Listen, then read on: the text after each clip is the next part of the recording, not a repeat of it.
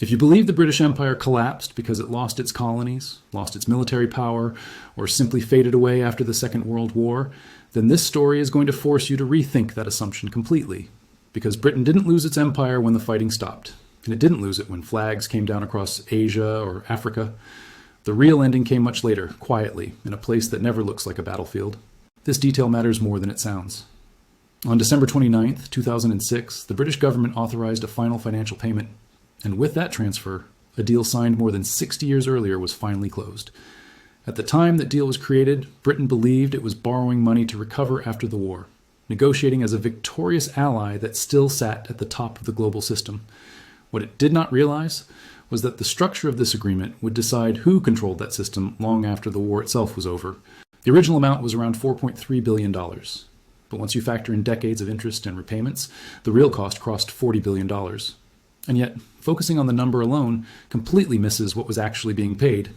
This is where everything changes, because the most expensive part of this deal was not the money Britain returned, but the control it slowly surrendered in exchange. That surrender didn't feel dramatic at the time. It didn't trigger collapse overnight. And it didn't look like defeat, but it quietly set the limits of what Britain would be able to do in the decades that followed, shaping every major decision it believed it was still making as an independent global power. Once you understand what Britain had unknowingly agreed to, the next question becomes unavoidable because no country willingly gives up control unless it believes it has no other option.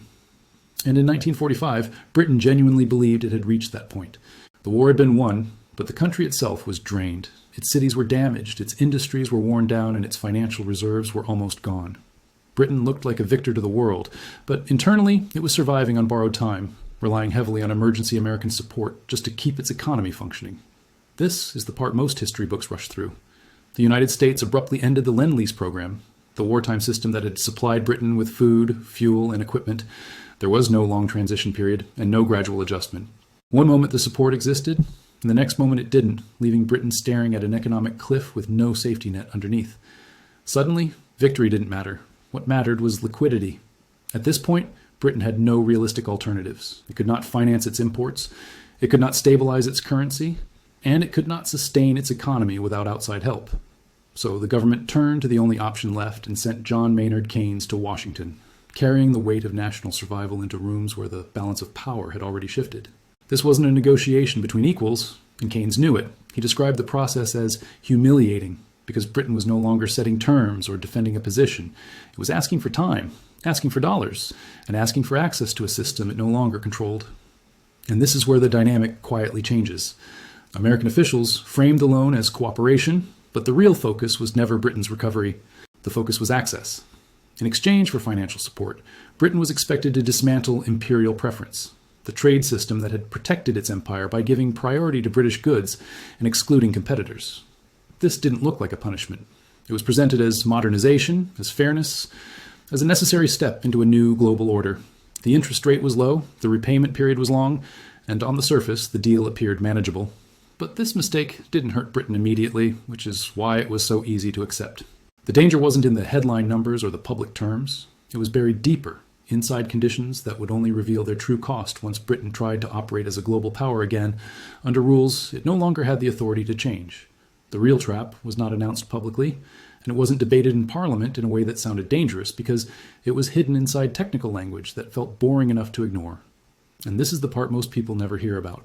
Buried inside the loan agreement was a condition called full convertibility. On paper, it sounded harmless, even respectable. Britain agreed that foreign holders of British pounds would be allowed to freely convert those pounds into US dollars at a fixed rate, whenever they wanted. At first glance, this looked like confidence. It sounded like Britain was saying its currency was strong, stable, and equal to the dollar. But this clause quietly removed Britain's ability to decide when pressure on its own currency could be managed. Before this agreement, Britain could control the flow. It could delay conversions, ration dollars, and protect its reserves when trade imbalances appeared. After full convertibility, that control disappeared. Anyone holding pounds could now demand dollars immediately, and Britain was legally obligated to provide them, even if doing so drained its reserves. This is where everything starts to break down. In 1947, when Britain attempted to activate full convertibility as required by the agreement, the result was immediate and brutal. Foreign governments, institutions, and traders rushed to exchange pounds for dollars, and Britain's dollar reserves began collapsing at a speed that shocked even its own officials. This wasn't caused by panic or speculation. This was the system doing exactly what it had been designed to do. Pressure flowed in one direction only, and Britain had no tools left to slow it down. Within weeks, the government was forced to suspend convertibility, publicly admitting that the pound could not survive under the rules it had accepted. This moment mattered far more than it seemed at the time, because it proved that Britain's problem was not temporary weakness, but permanent loss of control. This mistake didn't destroy Britain overnight, but it never went away. From this point forward, every major economic decision Britain made came with an invisible constraint. Trade policy, military spending, and foreign commitments were no longer just political choices. They had to be filtered through one question first. Would this trigger pressure on the pound? And how would the United States respond? And this is the shift that changed everything. The pound stopped being a tool Britain controlled and became a vulnerability others could exploit. Britain was still governing, still trading, still projecting confidence, but the foundations underneath that confidence now depended on external approval. At the time, this arrangement looked technical and manageable, especially after convertibility was suspended, but the damage wasn't reversed. It was postponed. The system had already been rewired, and all it needed was a moment of geopolitical stress to reveal how much power Britain had actually lost, and how quickly that loss could be enforced when it mattered most. All of this stayed mostly invisible for years because financial constraints don't feel real until a country tries to act like it still has freedom. That moment came in 1956. This is where everything that looked technical suddenly became brutally political. When Egypt nationalized the Suez Canal, Britain reacted the only way an empire knew how. It planned a military response alongside France and Israel, convinced that force would restore control over one of the most critical trade routes in the world. Militarily, the operation worked. British forces moved quickly, objectives were achieved, and on the ground, Britain was not losing. If this had been a 19th century crisis, the story would have ended there. But this was no longer that world. This is the part most people misunderstand about Suez. Britain didn't stop because it was defeated in battle. It stopped because it ran into a financial wall it could not climb. As the invasion unfolded, the United States made its position clear. It opposed the operation and refused to support Britain economically while it continued. Then came the threat that turned pressure into panic. American officials signaled that they were prepared to sell large amounts of British pounds on the international market. This mattered for one reason only.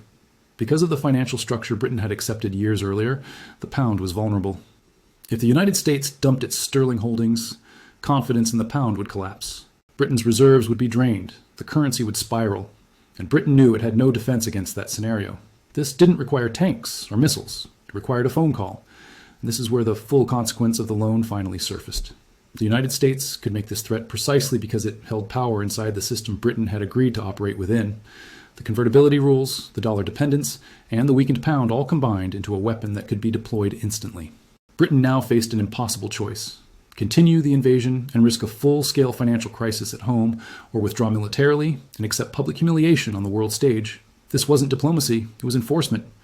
Within days, Britain backed down. The invasion stopped. The government fell soon after.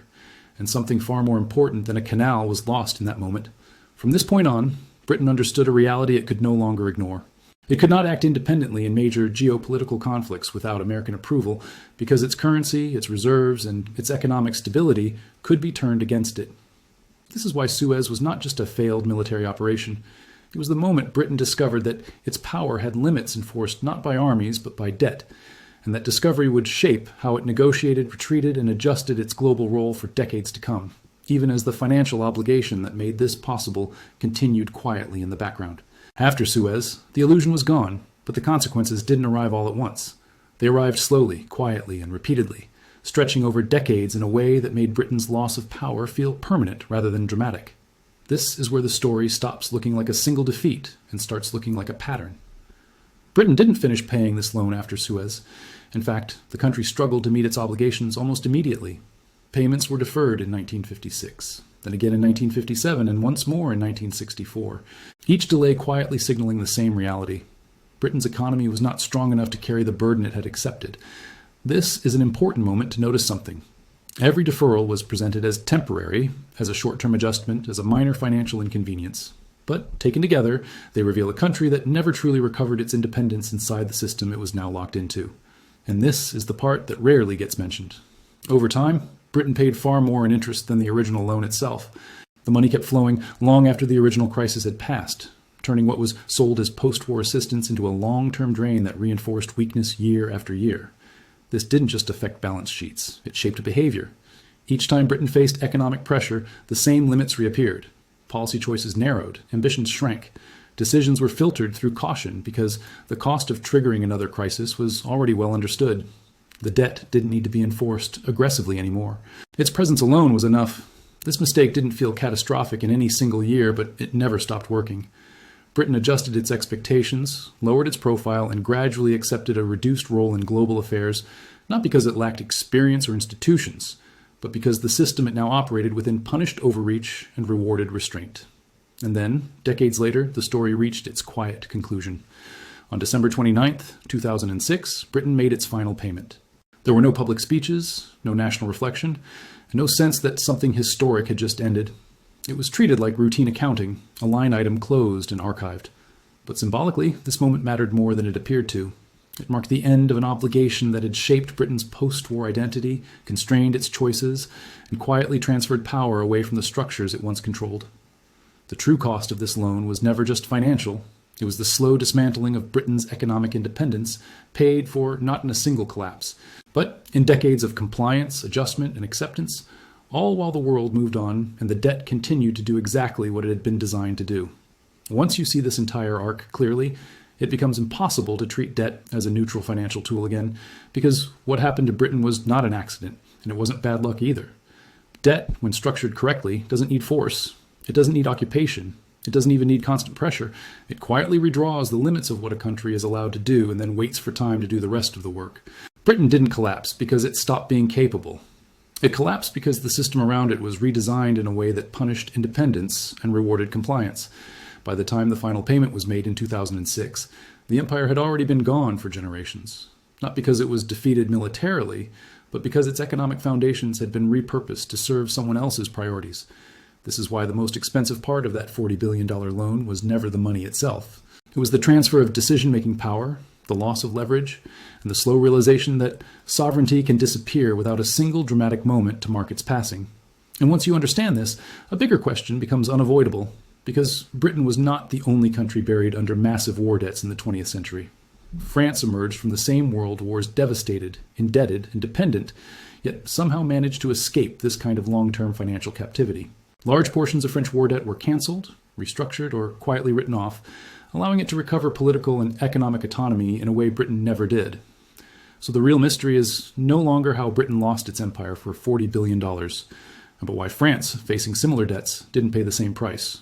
And that answer has nothing to do with economics alone, because when debt becomes a weapon, survival depends not on numbers, but on power, negotiation, and knowing when the rules themselves can still be challenged, which is exactly where this story goes next.